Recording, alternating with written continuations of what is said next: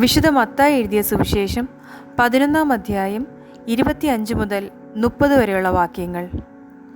യേശു ഉദ്ഘോഷിച്ചു, സ്വർഗത്തിൻ്റെയും ഭൂമിയുടെയും നാഥനായ പിതാവേ, നീ ഇക്കാര്യങ്ങൾ ബുദ്ധിമാന്മാരിലും വിവേകികളിലും നിന്നും മറച്ച് ശിശുക്കൾക്ക് വെളിപ്പെടുത്തിയതിനാൽ ഞാൻ നിന്നെ സ്തുതിക്കുന്നു.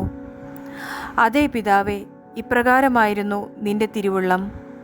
സർവവും എൻ്റെ പിതാവ് എന്നെ ഏൽപ്പിച്ചിരിക്കുന്നു. പിതാവല്ലാതെ മറ്റാരും പുത്രനെ അറിയുന്നില്ല. പുത്രനും പുത്രൻ ആർക്ക് വെളിപ്പെടുത്തി കൊടുക്കാൻ മനസ്സാകുന്നുവോ അവനുമല്ലാതെ മറ്റാരും പിതാവിനെയും അറിയുന്നില്ല. അധ്വാനിക്കുന്നവരും ഭാരം വഹിക്കുന്നവരുമായ നിങ്ങളെല്ലാവരും എൻ്റെ അടുക്കൽ വരുവിൻ, ഞാൻ നിങ്ങളെ ആശ്വസിപ്പിക്കാം. ഞാൻ ശാന്തശീലനും വിനീത ഹൃദയനുമാകയാൽ എൻ്റെ നുകം വഹിക്കുകയും എന്നിൽ നിന്ന് പഠിക്കുകയും ചെയ്യുവിൻ. അപ്പോൾ നിങ്ങൾക്ക് ആശ്വാസം ലഭിക്കും. എന്തെന്നാൽ എൻ്റെ നുകം വഹിക്കാൻ എളുപ്പമുള്ളതും ചുമട് ഭാരം കുറഞ്ഞതുമാണ്. കർത്താവിൻ്റെ സുവിശേഷം.